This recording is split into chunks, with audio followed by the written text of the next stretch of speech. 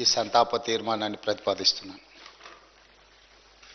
తెలంగాణ శాసనసభ సభ్యులు శ్రీ మాగంటి గోపీనాథ్ గారి మృతి పట్ల ఈ సభ తన తీవ్ర సంతాపాన్ని వ్యక్తం చేస్తూ శోకార్తులైన వారి కుటుంబ సభ్యులకు ప్రగాఢ సానుభూతి తెలియజేస్తున్నాను.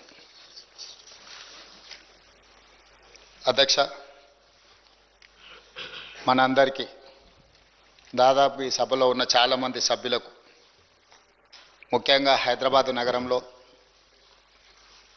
నివసించిన వాళ్లకు, చదువుకున్న వాళ్లకు, చిన్న వయసు నుంచే మాగంటి గోపీనాథ్ గారు మిత్రుడు.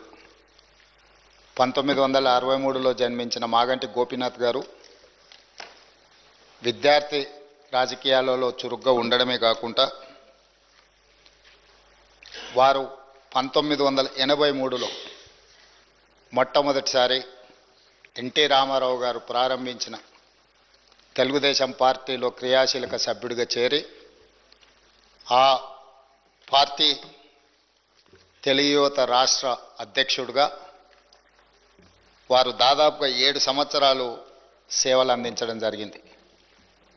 1985 నుంచి 1992 వరకు తెలుగు యువత అధ్యక్షుడిగా, ఎన్టీ రామారావు గారి యొక్క పరమ భక్తుడిగా,